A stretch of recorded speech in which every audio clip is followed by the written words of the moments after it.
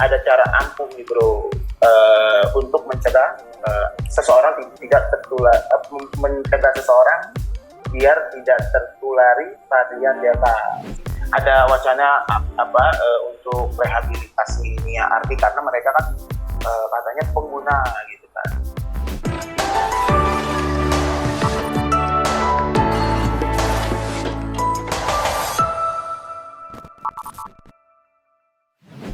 What's up? Balik lagi bersama kami. Akhirnya saya balik lagi nih, Mas ya. Duet saya mau, duet saya. Terus Saya kembali ya, kreatif setelah berapa minggu ya. Wow. Saya kangen sama FTP. Waduh, apalagi saya Mas. Kalau ketemu Mas tuh saya ngalamin. Jangan pakai mas tuh. Jangan pakai mas tuh. Iya. Bro, jangan. Bro share gini, kalau saya ketemu bro share gini, ibaratnya saya tuh ngalap berkah. Saya ngalap ilmu aja sama Mas Aristo lah. Mas Aristo. Oke. Alhamdulillah kita dipertemukan di acara Reaction JPNN Viewers pekan ini ya. Sehingga viewers juga mungkin terobati rasa kangennya, rasa rindunya dengan banyak juga ya. Membahas beberapa berita-berita populer. Kira-kira pekan ini kita baca saya, populer aja sih. Saya kasih kisi-kisinya nih Mas ya, dari 5 Kisi-kisi berita terpopuler di JPNN.com. Siap. Pekan ini nih ada soal rumah sakit khusus COVID yang kebakaran. Nah itu ntar di mana itu nanti kita bahas lebih lanjut. Nah ada juga nih soal yang lagi ramai Mas, yang dokter ini lagi menuai sorotan Mas, Dokter Louis. Oh iya keren. Nanti sama kita bahas ini ya, lanjut. yang teranyar juga pekan kemarin sudah dibahas juga sama Bapak, yaitu tentang Nia Ramadhani dan suaminya. Siap. Untuk selanjutnya kita mulai lanjut dalam JPNN.com. Oke, kali ini berita populer yang kelima. Izin ya, Bro Aristo. Izin saya akan membaca. Monggo bro. Ini berita memilukan sobat Sani. Memilukan populer banget sama keadaan yang sekarang. Headline-nya aja sudah mengerikan, yaitu rumah sakit khusus COVID-19 ludes dilalap api, 42 orang tewas. Mengerikan. Ya Allah, innalillahi wa inna ilaihi raji'un. Tapi ini di Irak. Oke. Ya, tapi ya kita patut bela sungkawa lah. Bela sungkawa ya. Peristiwa naas ini terjadi di kota Nasiriyah, yaitu Irak. Rumah sakit khusus pasien COVID, namanya Rumah Sakit Keren. Nama satu nama yang favorit saya, personal favorit saya itu namanya Al Husain. Tangis terbakar. Kenapa tuh? Tadu sebelum jauh kita bahas beritanya, Hussein kenapa jadi favorit, bro? Tuh, Soekarno, Mahatma Gandhi, Bung Hatta, itu favoritnya Al Husain. Siapa sih Al Husain? Al Husain adalah cucunya Nabi. Cucunya Rasul. Ya, istilahnya gini, singkatnya. Al Husain ini adalah yang membela kaum yang tertindas. Dari pemerintah yang lalim, rezim yang lalim gitu ya. Rezim yang lalim rezim yang lalim itu keren lah. Lanjut bro, kita balik ceritanya lagi. Lanjut ya, sedikitnya korbannya itu 42 orang tewas. Lebih dari 60 lainnya luka-luka dan kebakaran besar tersebut ya kan. Kejadian ini juga disebabkan ledakan dari tangki oksigen, bro. Jadi tangki oksigen yang biasa untuk buat nafas gitu kan, tiba-tiba meledak. Nah, meledaknya itu tidak tertunggangi. Kenapa? Nggak tahu apa memang kesalahan teknis atau disengaja gitu. Terus Perdana Menteri Mustafa Al-Kazim mengadakan pertemuan darurat dengan para menteri dan petinggi keamanan membahas tragedi tersebut. Kata seorang reporter di Reuters ngomong gini, awal kesehatan membawa tubuh hangus keluar dari rumah sakit yang terbakar, sementara banyak pasien yang batuk karena asap yang betul. Wah, kita nggak bisa bayangin ya bro ya keadaan di sana ya. Puncaknya adalah itu. Jadi sebelum ada di Irak meledak dari oksigen itu, di Baghdad pun juga kena. Itu dari April 82 orang yang tewas dan lebih 110 orang. Ya itu kira-kira dari berita yang kelima ya, puncaknya itu seperti itu, puncak kelima. Nah, kira-kira ada komentar apa sih sebelum kita komentarin beritanya? Kita kalau lihat komentar-komentar dari berita terpopuler kelima ini ya, Bro Sergi, ini saya baca ini dari Cika Diantoro. Kayaknya saya kenal, perempuan cakep, cantik nih kayaknya perempuan di komentarnya. Dia bilang, astagfirullah, semoga ini tidak terjadi di Indonesia. Cukup kejadian pertama dan terakhir aja. Cukup, COVID udah cukup bikin rakyat sengsara. Terima kasih Mbak Tika Diantoro yang cantik sudah berkomentar di jpnn.com. Nah, kalau menurut saya ya harapannya Mbak Tika juga menjadi harapan kita semua ya. Kita semua benar. Ya intinya juga biar COVID cepat selesai lah ya bro ya. Ya amin. Dan juga ya dibilang capek,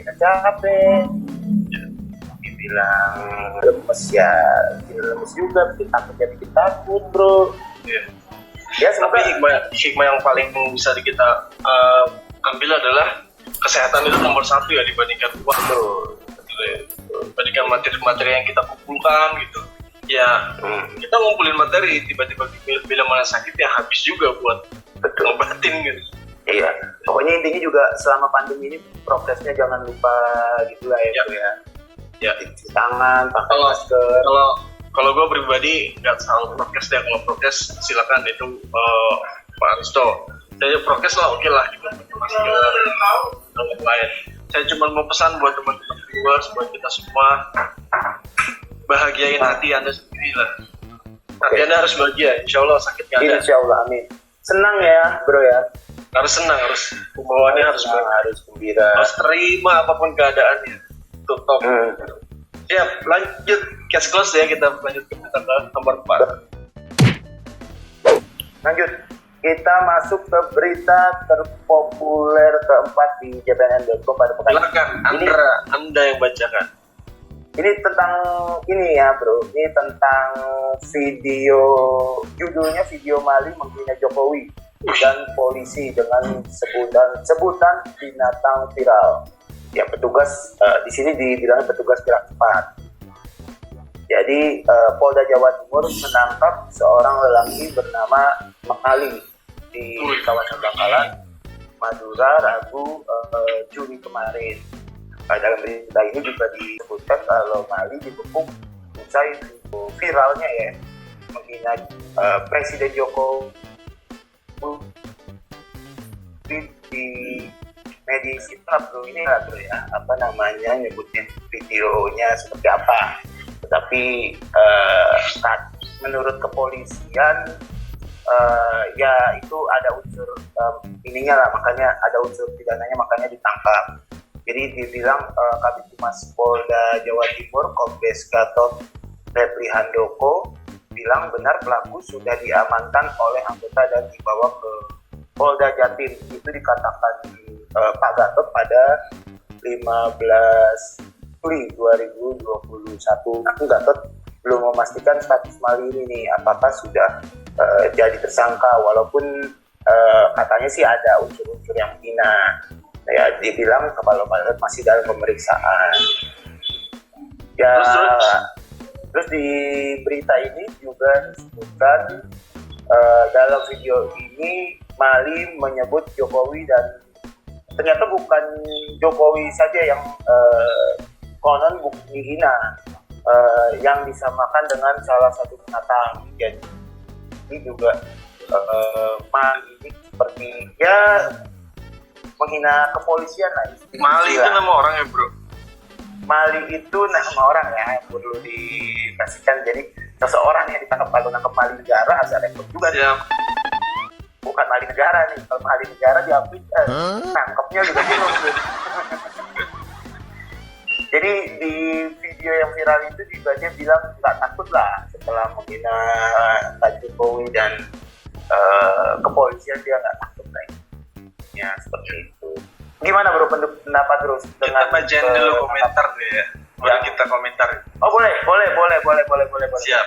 Ada komentar Boleh, di dibacakan. aplikasi jpn.com dari Pak Hadri Ansya. Hadri spasi Ansya, keren. Terus Hadri Ansya ini Hadri spasi Ansya. Siap. Ya. Boleh. Ngomong gini, ini adalah akibat dari suatu sebab. Hentikan sebabnya maka tidak akan ada lagi akibat-akibat berikutnya. Tapi apa dibilang ada sebab. Menarik juga sih. Jadi motifnya Pak Mali ini ngatain Pak Jokowi itu kenapa? Dicari tahu juga. Jadi penyelesaiannya sampai ke akar-akar nanti kan jadi bisa dicari tahu kenapa sih, apa memang urusan politik atau urusan kebijakan atau urusan dendam masa lalu mungkin gitu kan.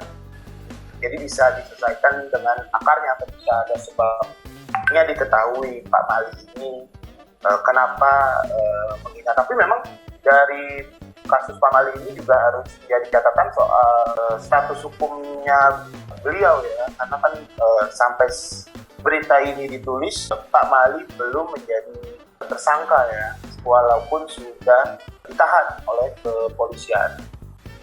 Bro, yang jadi persoalan ini bro nih status hukum nih yang sampai berita ini diturunkan Pak Mali belum ada status hukumnya nih bro, maksudnya dia jadi tersangka atau ini belum ada nih ditulis ya bro. Ini yang perlu jadi sorotan, apalagi Pak Mali sudah ditahan nih bro. Iya. Setelah menghina Pak Jokowi dan Kepolisian. Nah, tapi yang menarik, yang bikin gue bingung, ini penasaran juga pribadi gue. Dia profesinya apa sih tiba-tiba nongol nih Pak Mali ini? Apakah dia memang intelijen kah? Atau dia orang? Lu udah liat komuknya belum, Ben? Lu udah liat komuknya belum? Kenapa? Gue belum. Ya, lihat aja kan bisa lihat tampilannya gitu. Nah, terus apakah dia punya gangguan jiwa mentalnya? Makanya kita paham betul sebabnya itu. Apakah dia punya dendam pribadi sama kepolisian atau teman dekat Pak Jokowi dulunya? Iya gitu loh. Maksudnya kalau latar belakangnya dia berbicara begitu bisa diketahui kan akar masalahnya bisa dari bawah, dari benar-benar. Atau kan kadang kita kalau nongkrong sama teman ya bro ya, nongkrong sama kawan ini ngerjain kita, kawan ini datangnya telat kan kita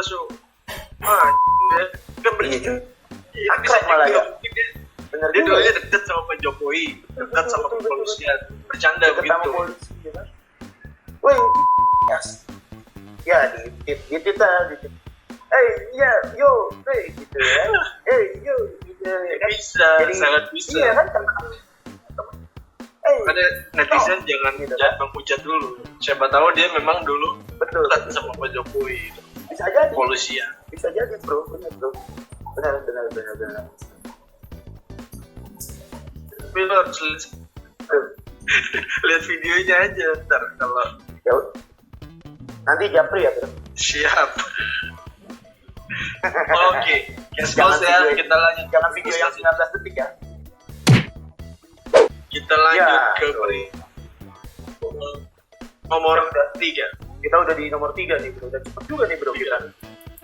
Iya. Padahal saya udah lama nih shooting reaction nih. Saya nanti ketemu biar ngobrolnya lama. Mungkin nanti sabar.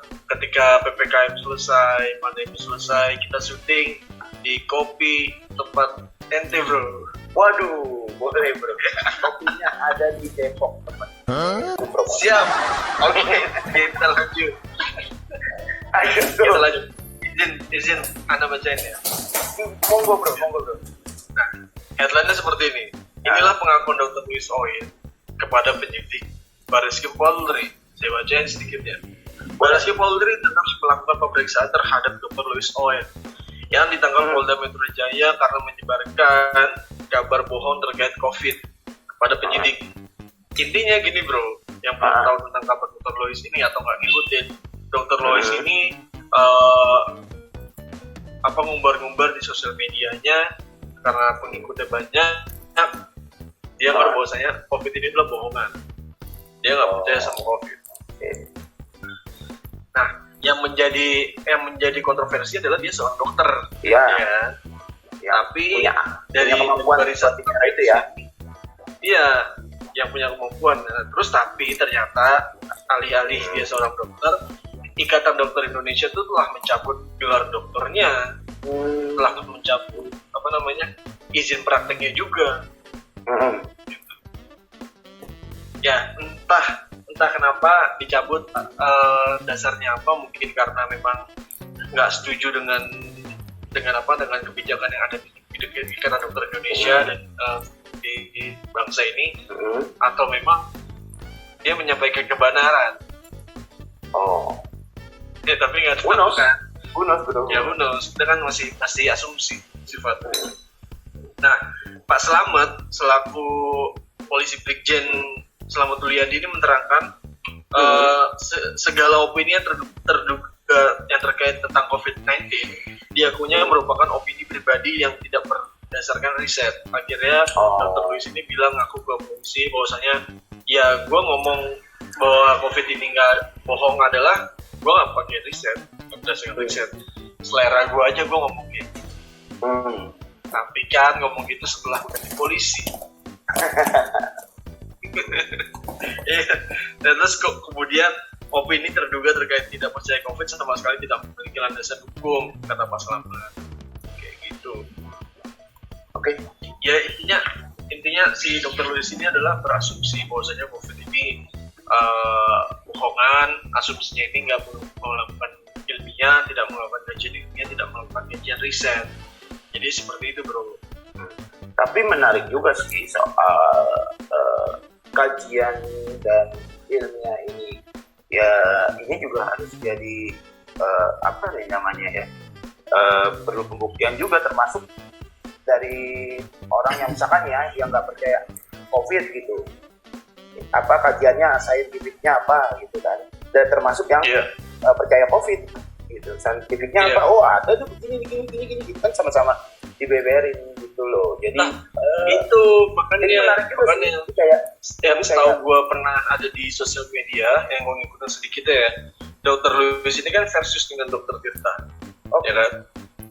Ya, Dr. Tirta intinya yang pro tentang COVID lah gitu. COVID ini bener loh, COVID ini ada dan lain-lain. Nah, mereka ini kan berseteru antara Dr. Louis dan Dr. Tirta. Nah, Dr. Louis Owen ini sudah mengajak Dr. Tirta itu untuk berdiskusi. Nah, ini sifatnya diskusi ya, bukan berarti adu argumen, tapi diskusi dengan basis-basis ilmiah gitu. Tapi ditolak sama Dr. Tirta. Ya dari perkara ini yang jelas ada keadilan lah intinya. Jangan sampai juga mentang-mentang Dr. Louis nggak percaya COVID, lalu dalam tanda kutip ada jangan sampai ada dalam tanda kutip ya kriminalisasi gitu lah. Intinya seperti itu. Kalau memang ada perkara, kalau memang ada perkara hukum atau kasus atau memang ada kesalahan, ya di prosesnya sesuai. Jangan dalam tanda kutip itu tadi, jangan sampai mentang-mentang Dr. Louis anti COVID maksudnya kan, ya terus dikriminalisasi gitu kan. Sakit juga ya, kita berharap ada keadilan lah, transparan gitu loh. Iya. Setuju. Tapi gue baca ini bro ya, komentar dari netizen dari berita terpopuler ketiga ini ya di jpnn.com pada pekan ini. Ini beritanya dari ini udah kelamaan nih, saya nggak ngebacain reaksi jadi komentarnya. Dari komentarnya dari Muhtar Daud nih bro. Dia bilang masih ada saja yang menyebut dikit-dikit zolim. Sebenarnya apa sih yang zolim dan siapa yang zolim? Sepertinya nggak ada yang mereka tahu, hanya sekadar kata-kata zolim. Waduh, jadi ini komentarin masih ada saja yang menyebut dikit-dikit zolim. Sebenarnya apa sih yang zolim dan siapa yang zolim? Sepertinya nggak ada yang mereka tahu, hanya sekedar Kata-kata zolim ini saya bingung nih. Barangkali bro bisa mengartikan komentar dari Pak Mukhtar Daud gitu bro. Dia maksud Pak Mukhtar tuh gini kali mainnya. Gimana? Orang-orang gampang ngomong zolim lo, menyalahkan dengan menjolimi orang gitu kan. Nah, maksudnya itu nih orang-orang pada nggak tahu sebenarnya kata zolim itu sendiri apa sih. Main ngomong zolim aja. Oh, barang nggak ini. Tapi itu dari persepsi bro ya. Pak Mukhtar boleh, terima kasih atas komentarnya Pak Mukhtar. Terima kasih Pak Mukhtar. Udah diartiin sama Bro Sergi Pak Mukhtar. Kita lanjut nih bro ke berita terpopuler kedua. Oke, ini Anda yang bacain lagi ya, izin ya. Boleh. Siap. Berita nomor 2. Oke, ini berita ini masuk dalam kalangan selebritis hedonisme. Udah selebritis hedonisme, udah wah paling top lah.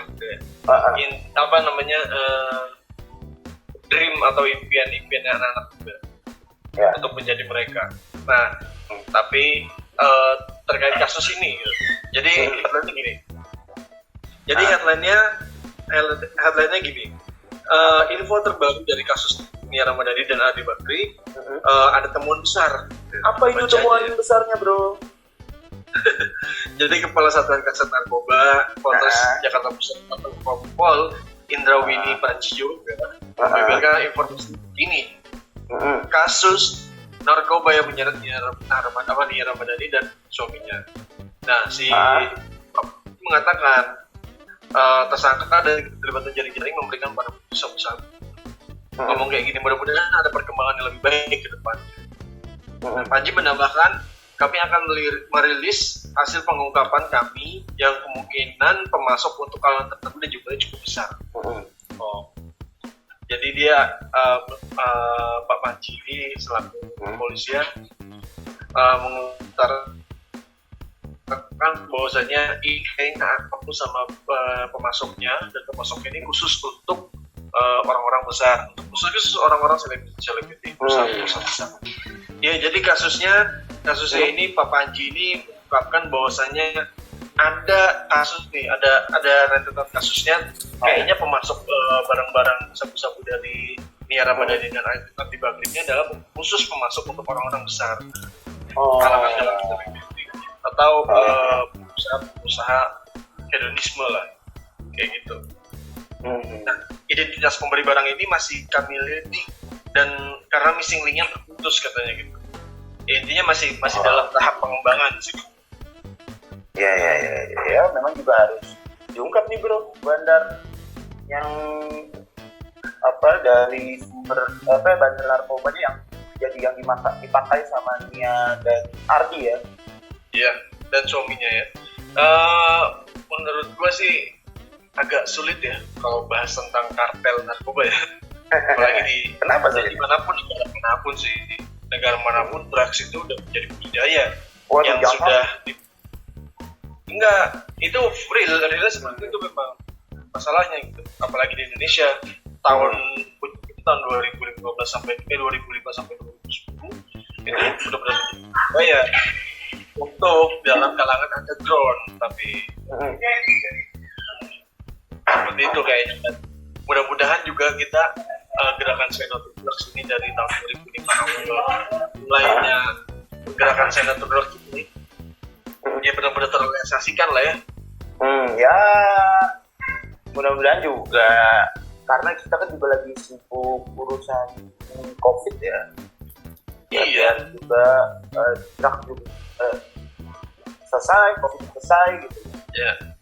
Alasannya mereka drugs itu Nia Ramadhani sama suaminya adalah stres gitu. Stres. Jadi anda jangan happy ya. Kalau disuruh bikin berita jangan stres. Padahal di kaya loh bro, kok stres ya? Surprise. Nah, makanya mungkin gini, stresnya itu dia punya banyak karyawan tapi nggak sanggup pemasukannya nggak sesuai dengan pengeluarannya. Bisa jadi, itu bisa jadi ya. Ya, jadi pemasukannya nggak sesuai dengan pengeluarannya, dia keluarilah sekalian untuk beli sabu.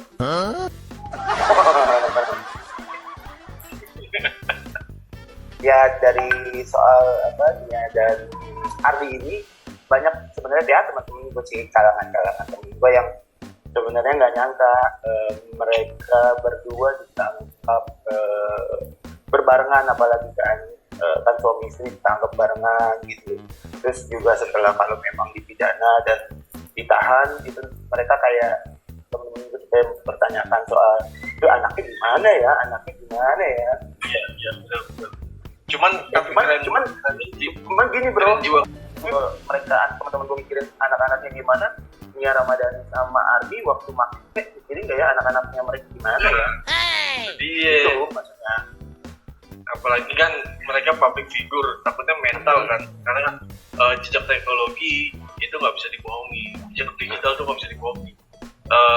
Even anaknya nanti sudah besar pun bisa melihat hal itu.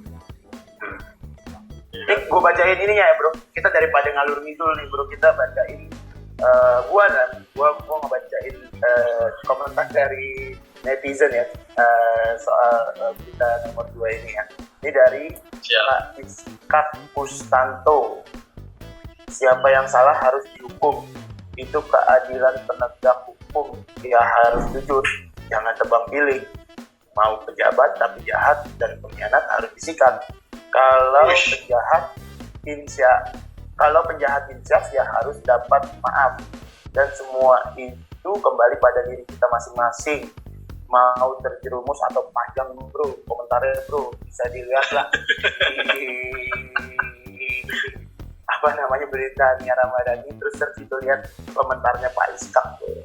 Itu panjang tuh komentarnya, lumayan panjang lah, nggak panjang banget, cuman lumayan pegel juga bacanya. Jadi ya intinya kalau Pak Iskak menyoroti soal keadilannya, karena katanya ini ya apa namanya, Nia sama Ardi katanya ada lebih di apa namanya rehab ya, katanya ya. Cuma saya juga belum update lagi soal berita ini ya. Tapi ada wacana untuk rehabilitasi Nia Ardi karena mereka kan katanya pengguna gitu kan. Iya pengguna, terus barang buktinya ada sih bro masalahnya ya.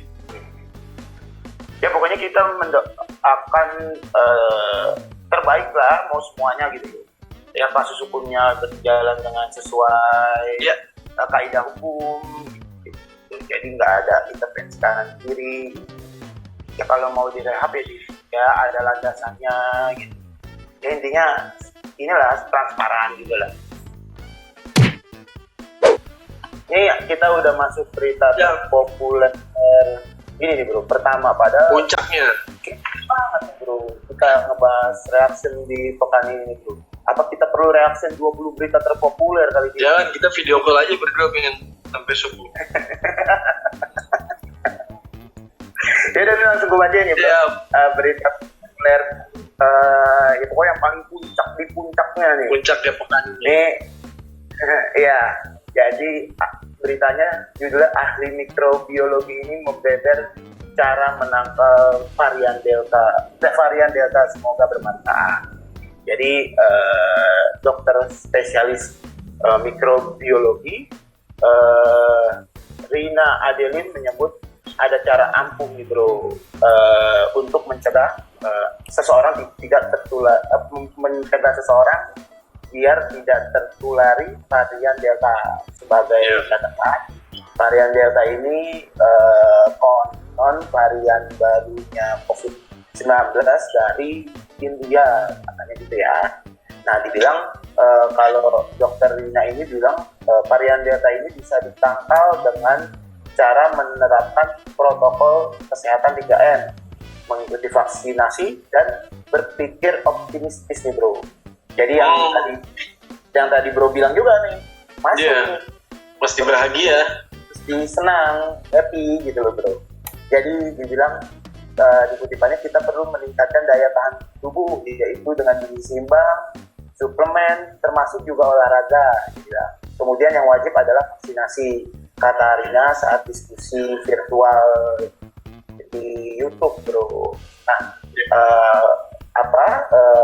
Rina yang merupakan alumnus Fakultas Kedokteran Universitas Pajajaran Bandung ini juga menjelaskan nih sebenarnya varian Delta ya memang pada dasarnya ganas, cuma memang bisa dicegah kan dari cara-cara yang tadi itu ya, berpikir optimis, kayak hidup sehat, 3M ya, 3M.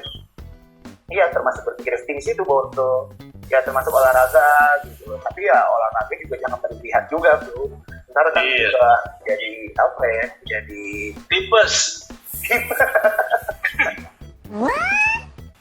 Kok gitu nggak tipes ya betul? Iya, sama aja. Ya maksudnya yang sesuai lah ya, kalau memang ya makan juga harus sesuai, jangan yang berlebihan lah bro ya, jangan sesuatu yang berlebihan nggak baik. Wah, setuju. Potong jadi topiknya. Jadi dia bilang juga sebenarnya varian Delta ini infeksinya semakin besar, virulensinya tinggi, artinya dia mampu menginfeksi lebih berat. Soal keganasan virus, Rina juga menyoroti adaptasi virus tersebut ketika menjangkiti orang berkomorbid. Nantinya gejala yang diterima orang berkomorbid akan berlangsung lebih lama dibandingkan pasien COVID-19 tidak mempunyai penyakit bawaan. Inang yang dengan kondisi komorbid tertentu memengaruhi kemampuan virus beradaptasi yang mengakibatkan lamanya sakit, kata Rina di diskusi tersebut. Jadi intinya ya dia ngakuin kalau virus ini memang ganas gitu. Varian Delta ini ganas. Cuma ada nih cara-cara pencegahannya nih yang biar Bro Sergi semua para pekerja PNN tidak tertulari varian ini nih. Caranya sebenarnya gampang ya bro. Iya gampang, cuma 3M itu, vaksin, terus menjaga pola tubuh, dan yang terakhir adalah ya positive thinking ya kan.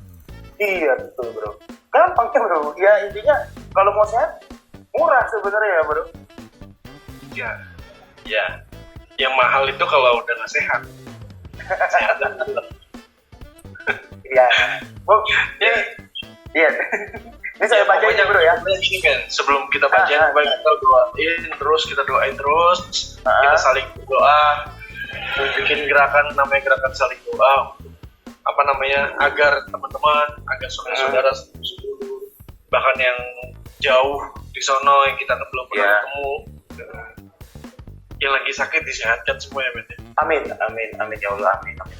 Pokoknya semua yang dalam keadaan sakit, yang walaupun kita nggak kenal, walaupun juga nggak nonton tayangan ini, amin, kita doain biar penyakitnya bisa diangkat oleh Allah Subhanahu Wa Taala dan kembali bisa pulih gitu bro. Ya, dan paling utama adalah setelah kesehatan adalah rezekinya diperbanyak. Ya, amin ya Allah, amin. Mudah-mudahan ya bangsa kita, Nusantara kita, dan seluruh dunia global ini jadi aman dan damai. Amin. Dan kita juga ngedoain orang-orang yang sehat nih bro, biar tetap sehat juga gitu, ya bisa tetap mencari rezeki. Ya walaupun dengan segala keterbatasan ya bro ya, tapi ya intinya tetap sehat, tetap bisa sibuk gitu. Ya, Pak Ismail, monggo silakan. Pak Ismail yang berkomentar di berita terpopuler di JPNN kemarin, dia bilang, saudara-saudaraku yang pernah sembuh dari corona, alangkah baiknya berbagi pengalaman dari awal sampai sembuh melalui media ini. Terima kasih. Dia bilang ya biar ada ini kali ya, ilmu kali ya. Cuma kan pengalaman orang itu berbeda-beda ya kan, belum tentu ketika bro sharing sakit terus amit-amit, tapi ya amit-amit ini cuma misalkan ada siapa gitu yang sakit gitu kan, si A, si Anu gitu sakit terus punya pengalaman sembuh dengan metode ini. Cuma kan beda ketika misalkan si B gitu kan sakit pengen sembuh dengan cara A, kan ya beda-beda sih barangkali ya bro ya. Iya, walaupun metabolisme masing-masing inang yang diterpa sama virus sih beda. Ya tapi intinya tetap jaga kesehatan, berpikir optimis tuh kata Bro Sergi gitu. Oke, yang penting senang aja, happy gitu. Ya, penting bahagia aja. Apalagi misalkan yang menjadi masalah adalah ketika sudah kena, terus mentalnya down, ya kan?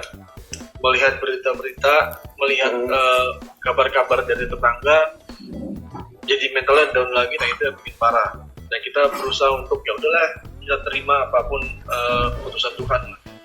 Makanya di JPNN beritanya juga ada dibuat nih soal cara-cara pencegahan gitu. Jadi biar mengajak viewer semua nggak dinaungi ketakutan aja nih bro, tapi ada loh optimis nih untuk keluar dari pandemi ini biar sehat juga selama pandemi ini. Ya, intinya Tuhan pengen kita istirahat dulu lah dari hingar-bingar dunia. Waduh, sufi banget. Siap. Oke, terima kasih banyak Aristo. Saya senang sekali bisa bereaksi di jpnn.com ini bersama Anda lagi. Alhamdulillah, saya juga senang banget nih menghadap ke panjenengan nih, ke Bro Sergi. Siap. Dan untuk viewers, yang teman-teman viewers, bila mana video kami bermanfaat, obrolan kami, reaksi berita-berita populer kami bermanfaat, monggo silakan di-share, ya kan? Silakan di-share ke grup keluarga, ke teman, ke pacar, ke suami atau istri ya, biar kita semakin semangat untuk memproduksi kembali reaksi JPNN pekan depan dan selanjutnya, ya enggak? Nah, tapi kita juga kalau misalkan ada kata-kata yang secara tidak sengaja kita ucap ada menyinggung atau salah, kita juga mohon maaf dengan segala kerendahan hati kita memohon maaf. Gitu bro. Paling penting itu ya, semoga dimaafin dan semoga kita saling doa untuk menguatkan, mensehatkan semua yang membahagiakan untuk persatu personal. Terus tonton terus ya jpnn.com. Jangan lupa terus di subscribe yang belum subscribe YouTube-nya, kemudian di like, di komen. Nah kalau sudah subscribe, cek lagi nih loncengnya sudah dipencet belum? Biar update terus ya bro. Siap. Ya. Oke, itu tadi reaksi dari kita ya bro, gua Aristo. Ya, gue Sergi. Sampai jumpa di reaksi pekan depan. Semoga kalian sehat semua. Siap. Amin.